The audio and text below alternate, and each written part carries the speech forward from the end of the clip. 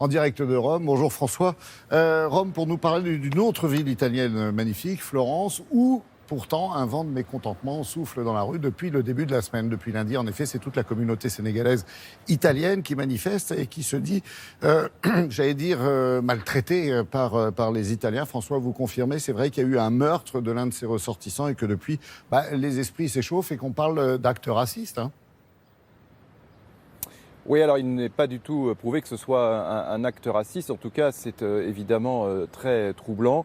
Qu'est-ce qui s'est passé en début de semaine? Vous l'avez dit, un Sénégalais a été tué par un Italien, par un retraité. Alors la police dit qu'il s'agit de l'acte d'un déséquilibré, de quelqu'un qui était suicidaire. Mais les Sénégalais de Florence, eux, ne le croient pas du tout. Et c'est vrai que ce meurtre intervient, et c'est très troublant, un mois après, presque jour pour jour, après une attaque à caractère raciste. Celle-là, elle est avérée à Macerata, c'était dans le nord de l'Italie, peut-être que vous vous en souvenez, où un homme, un ancien candidat de la Ligue du Nord, avait tiré sur 6 personnes, 6 Africains dans les rues de la ville et avait fait 6 blessés. Et donc ça intervient juste un mois après, et ça intervient également, cette affaire, le jour du résultat des élections en Italie. Or, la campagne électorale, on sait, a été marquée par des tensions autour du racisme et autour d'un éventuel retour du fascisme. Et donc, à Florence, les Sénégalais sont très en colère.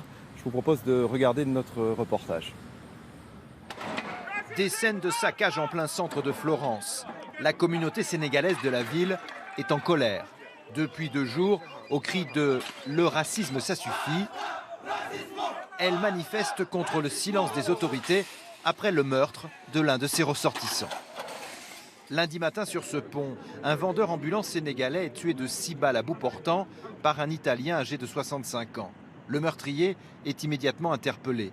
Selon la police, il était suicidaire, mais au dernier moment, il aurait préféré tuer le premier venu. Ce qui s'est passé ici n'a pas de motif raciste, je peux vous l'assurer.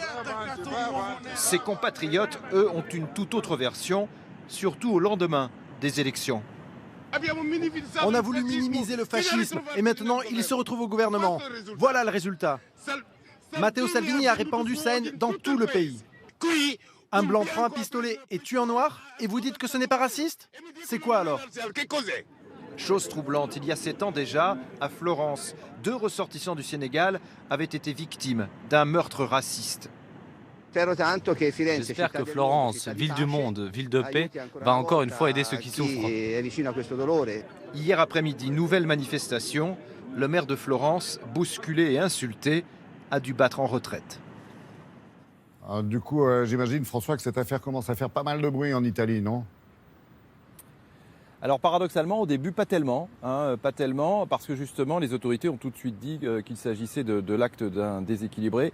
Et puis petit à petit, au fur et à mesure où les heures sont passées, où les jours ont passé également, la colère de la communauté sénégalaise aussi a fait beaucoup de bruit. Et donc les médias italiens se sont mis à en parler beaucoup plus.